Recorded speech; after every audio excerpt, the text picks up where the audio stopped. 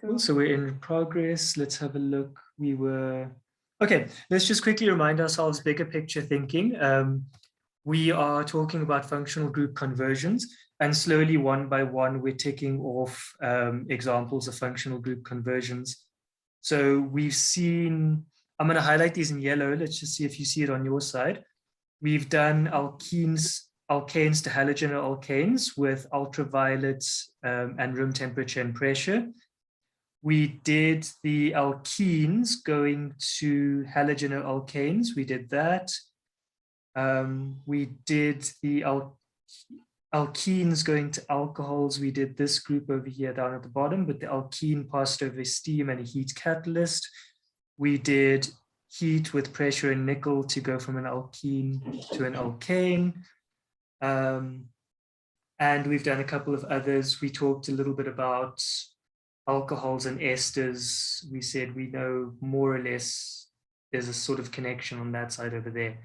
But can you see, as far as we're concerned, we've ticked off quite a bit on the list. So we're filling in the picture quite nicely now. Mm-hmm.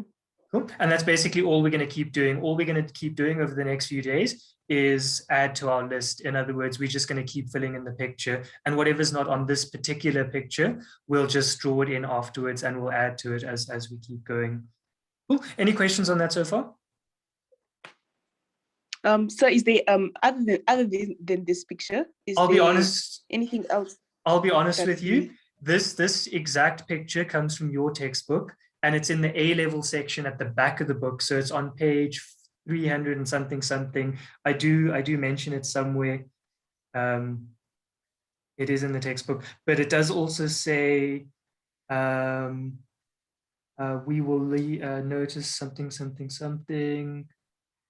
Hang on, it does say it here.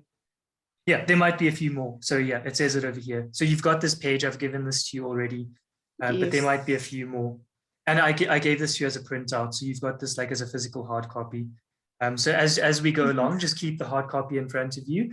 And this is the kind of thing you need to sort of revise constantly. Along with your functional groups, you've got to constantly revise your functional group conversions. Also, by the end of the topic, you need to know all these conversions with the conditions and everything. Not just like chapter by chapter. I mean, you have to see the bigger picture. You have to know basically everything simultaneously. Oh, but remember what we said, we're just going to build the picture piece by piece. We're not going to try and learn it just by looking at the big thing. Okay, so let's have a look. We were ending with alkenes. We talked about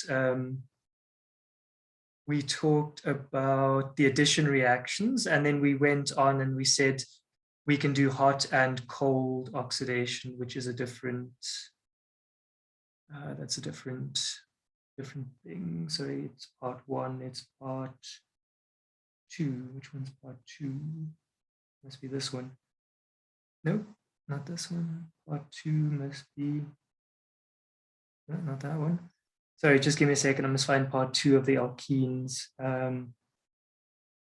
Is it this one? No, still not that one. Must be here. Oh, here we go. This one. Okay, so alkenes. No, still not this one. In any case, we're going to get onto polymerization. But do you remember we did that long, complicated thing on Friday? We talked about the hot oxidation where you break the double bond and you can form either carbon dioxide, a ketone, or a carboxylic acid. After the lesson, did you go home and make sense of it? Did you try and figure it out a bit? Yeah, you good? So it's probably one of the more confusing ones. I'll be honest with you. It is probably one of the more difficult ones. So it is something that you need to probably have a look at in good detail and make sure you're happy with that. I can't see where it is here. No, I must have it somewhere. I just can't find it on the iPad. But in any case, it's there. If we need to go over it, I'll go over it again. Well, and then the last thing that we were supposed to talk about before the end of the lesson is the polymerization. So this one over here. Cool. So do you remember this last year we did polyethene? So we took just the ethene molecule, and then all we did is we bonded it 1,000 times to itself, and we got also what was called the polyethene. Unfortunately, the name is a little bit confusing. One of my IGCSE students pointed this out to me. it has the E and E in the name, so it looks like an alkene, but in actual fact, the molecule itself is it's an alkane because there's no longer any double bonds, but we still call it polyethene because it came from many ethene molecules. Also, the polymer is named after the molecule that it was made from. So it's not a polyalkane, it's a polyalkene. So the naming is a little bit confusing, and one of the IGCSE students pointed that out. Well, and then the other thing is there's no limit as to how much you can add. This could literally be up to 10,000 units long, and there's no fixed number. It's not like you have to remember, okay, this polymer needs 50,000, this polymer needs 60,000. It's literally they manufacture these things and they can control the amount of molecules that they add. So if they want shorter molecules, they can add less. If they want longer molecules, they can add more. And then obviously that would change the structure and the properties of the polymer that they make. Also, you might have heard of, it's not in the notes, but you might have heard of what's called HDPE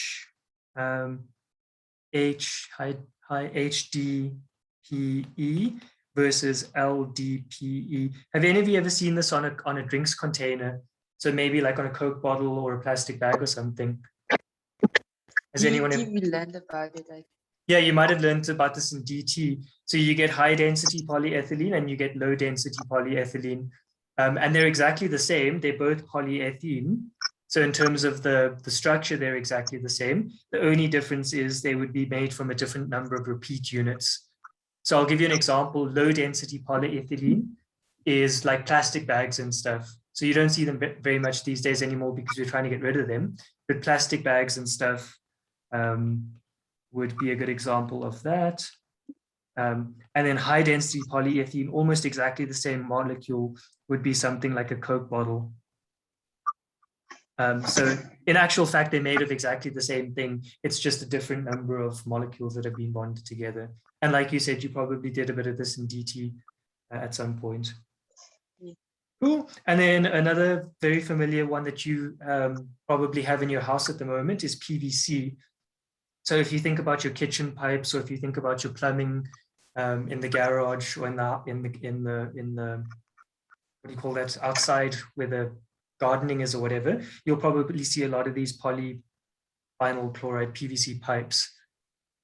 Does anyone not know what I'm talking about, or are you all happy with that? I've seen the PVC before. I think you have. I think if you walk around your house somewhere, I'm sure there's a PVC pipe somewhere.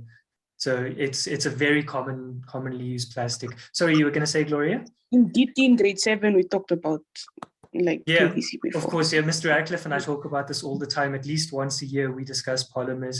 When he's teaching it or when I'm teaching it, we have a chat about this, and he does mention this. So I know that you do this in DT.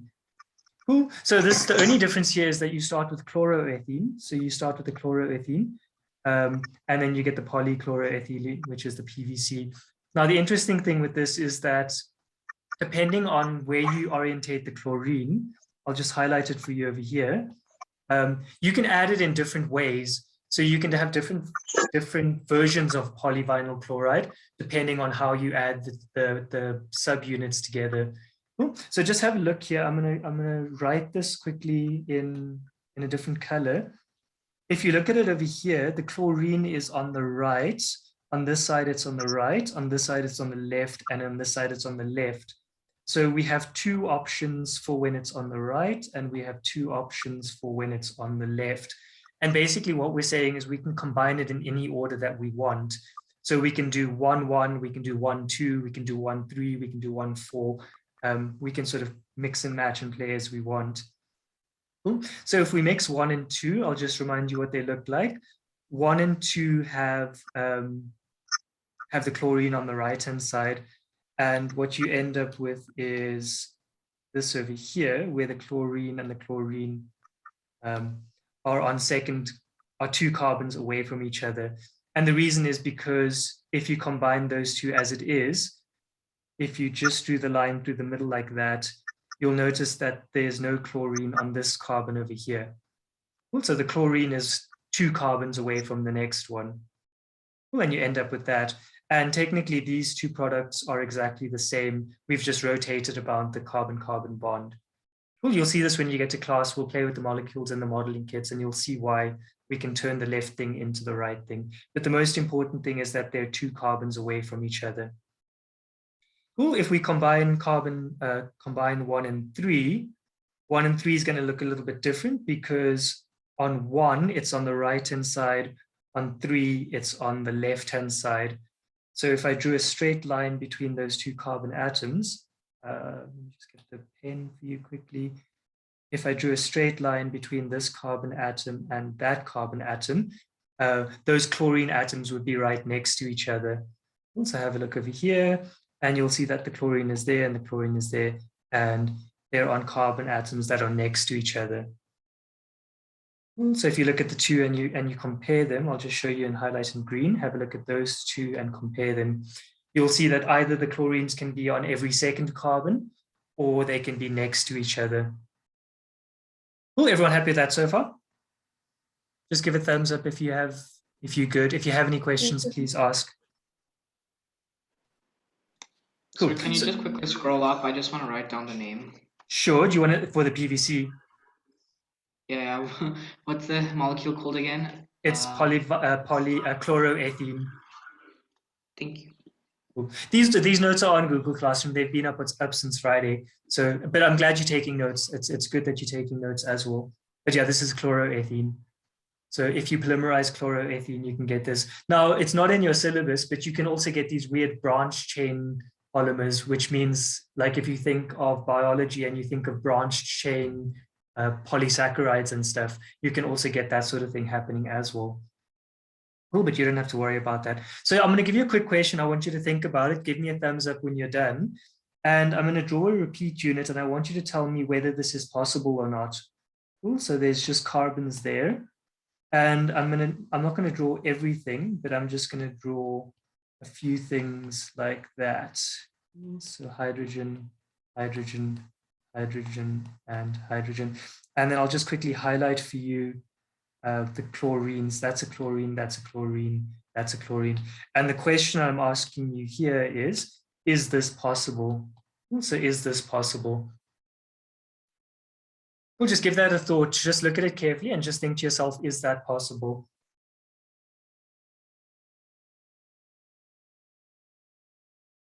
Give me a thumbs up when you're done thinking.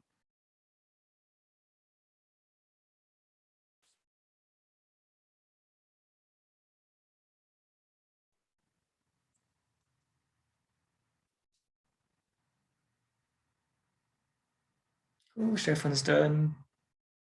So I'm gonna write your answer. I'm gonna put a yes column and a no column. Stefan, are you in the yes column or no column in terms of possibility? I think no. Cool, so you're in the no column. I might have missed a few thumbs up. Sorry, just go again if I looked away for a few seconds.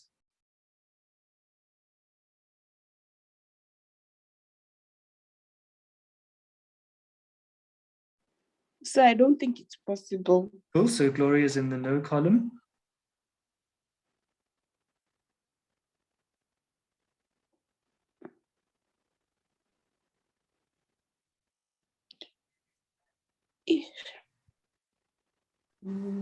Nico, you yes or no? You voting A or nay? I'm no. Nico's in the no column. Good, good, good, good. Not that I'm saying it's right or wrong. I'm just saying I'm seeing a trend here.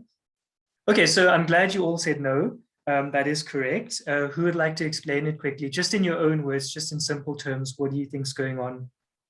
Anybody, just you can put up your hand or just speak.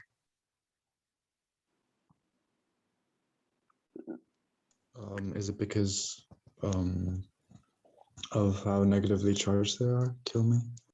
No, not at all. No, it's fine. So you're basically saying because the chlorines don't want to be too close to each other, that 3 in a row wouldn't be possible. Is that what you're saying? It's a good observation. I'm glad you thought about that, but it doesn't help to explain this situation. So, but that is something. Yeah, that's an important. No problem. But that's very important for later. We'll talk about something like that in another topic. Oh, Gloria, go for it. So is it because I don't know if it's the same thing that Nicola said, but it's because like they would rather want to be away from they would rather want to be like have those spaces between each other, then Yeah. next to each other. So you're directly. both thinking of the same thing. So what we Mhm. can do is we can maybe we can put the chlorine at the bottom, then something like this. So in other words, we can rotate the molecule so that the carbon is at the bottom, and do something like that. Cool. So what I'll tell you now, before I even say anything further, is that that's also not possible. So this is also a no. Ooh, and that's also a no. And it's got very little to do with the chlorines and how close or how far they want to be from each other. So does anyone else have a different explanation? So why is this not possible? Maybe because if you break them apart, that they're not the same, because they have to consist of the same subunits. Exactly. So that's precisely it. So if you were going to break this molecule apart into subunits, you would. Oh. Yeah, say it. I thought someone's going to say something. Doesn't matter. It's fine. I'll carry on. If you were going to break this apart and you broke it here, so here where you see the red, if I broke it there, the subunit that would come out would have two chlorines next to each other. So if you take that away, and then I'll draw that for you, it would be C with a C, with a chlorine, and the double bond in the middle. And then the answer is basically on the previous page, the subunit only has one chlorine on it. So the subunit can only have one chlorine on it. Also, if you have a look at those, none of those subunits have two chlorines on them. So it would be impossible to get 3 in a row. Also, the closest you can get is 2 in a row and then 2 apart. So if you were going to draw this, you could have, for example, here, carbon, carbon, carbon, carbon, carbon, chlorine, chlorine. That would be fine. Could I add another chlorine, or would I have to go to hydrogen? Hydrogen? I would have to go to hydrogen now, correct. Cool. Then I've got a chlorine, then a hydrogen. So that could potentially be a subunit over there. And then what could go in the next one, a chlorine or a hydrogen? Chlorine. Or hydrogen, correct. So if we put a chlorine here, then we would have to have a hydrogen here. And if I was going to continue on the other end, if I already have the chlorine, what has to go on this far left-hand side? Hydrogen. Hydrogen, correct. So can you see that if I break it apart, every subunit has to have one chlorine and one hydrogen, and the order is not important. So I could, for example, have, if I took this off, if I started with chlorine, chlorine, C, C, C, C, if I started with chlorine, chlorine, it just means that the next one has to be hydrogen and the previous one has to be hydrogen. And then you'll see that if I break the subunit apart, it's still chlorine, hydrogen. Ooh, and then what I put next is irrelevant. I can put carbon with hydrogen, and then again, carbon with chlorine. So you can never get more than two H's in a row, and you can never get more than two Cl's in a row. Cool, it's a little bit confusing, but it's basically just saying with these subunits over here, if you look at your subunits, you can combine them in any way you want, as long as it has to be one carbon, one hydrogen, one chlorine, one hydrogen, one chlorine. Cool, here's a good example. Most of you would have possibly seen this. So polytetrafluoroethane, or just simply called Teflon. So this is what they use on non-stick pans. And in this case, there's no possible different units because everything is just fluorine. So it's just F on the top and F on the bottom. And in this case, what Nico and Gloria were talking about, these fluorines here are what make it non-stick. It's because they're so electron negative that they don't want anything to come near them. There's so many electrons inside there that they literally just repel everything. So anything that comes close to them, they're going to repel that. Cool, so here's polypropylene, for example. Polypropylene you've all seen before. If you drink a Coke bottle, the lid of the Coke bottle is made of polypropylene. So an interesting fact, if you didn't know this, the plastic bottle itself is made of polyethylene, but the lid is made of polypropylene. They're not the same material. Also, have any of you ever recycled these things before and they tell you to take the lids off? No, sir. Cool. So if No, you, sir. yeah, so if you recycle them, some recycling plants don't actually want the lids. They only want the plastic bottle. So they ask you to remove the lid before you recycle it. Or if you go to Europe or if you go to certain countries where recycling is very important, they actually make you separate the different types of plastics as well. So your lids and your containers would actually go in separate containers, in separate recycle bins.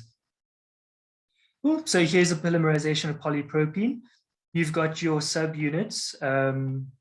You're going to have an H next to a CH3. And again, exactly the same thing. You can repeat that unit in any way you want. So let's do that quickly in a different note. Let's quickly start a note here. So you can play with it and you can say you can have carbon, carbon, carbon, carbon. If that's a hydrogen and if that's a CH3, if that's a CH3, then the question is, can that be a CH3? No, has to be Yeah, hydrogen. it has to be a hydrogen, correct?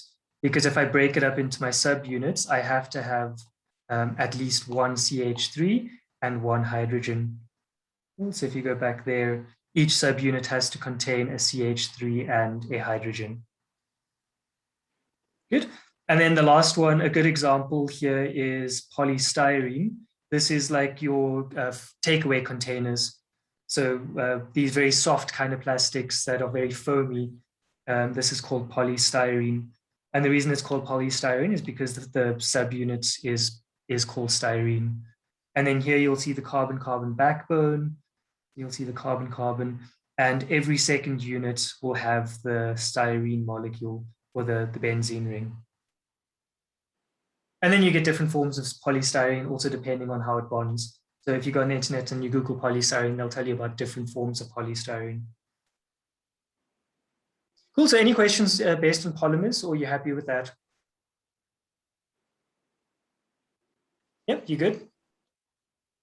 So Good, good, good. And then the textbook, I don't have the textbook on my iPad, unfortunately, but the textbook does give you a few examples on how to tackle problems in terms of polymer units. So if you go to the textbook on page,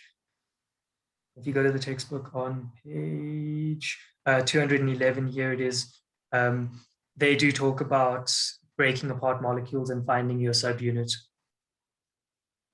Also have a look at that. Good stuff. So guys, I'll give you a 10-minute break. So come back at 35. So it's 12:27. Take a 10-minute break. Come back at 12:37. Cool. See you now.